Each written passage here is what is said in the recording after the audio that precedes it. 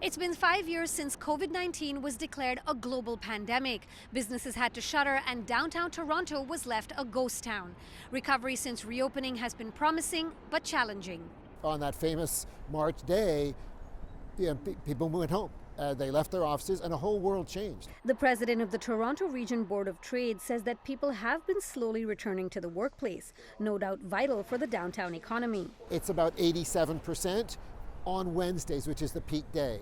The average weekday is during the week is 77%. Fridays are still pretty slow at around 48%. While those numbers are an improvement from last year, a waterfront pub owner says it's not enough. The worst part is not having everyone back in the office because they're not going out for those lunches together. And, the pub down here, Monday and Friday, pretty quiet. And still so after all of these years. The good news for the waterfront is that new development has brought more residents to the area.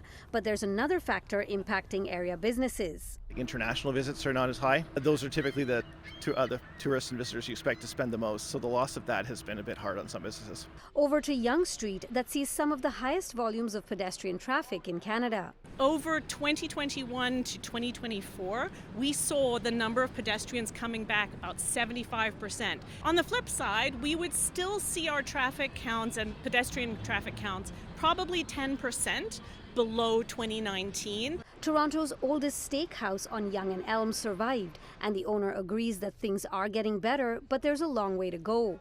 Returning from COVID, very difficult. You never get that money back. Nobody ever comes in the next day and say, hey, I missed dinner yesterday.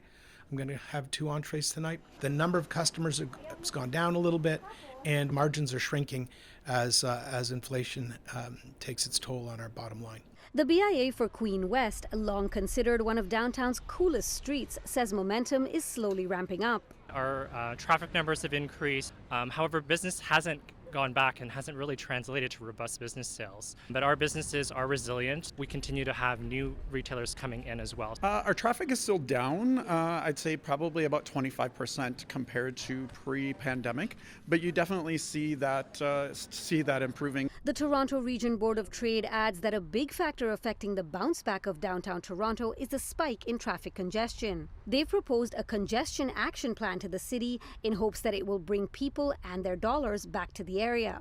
For more on that, you can visit our website citynews.ca. Dilshad Burman, City News.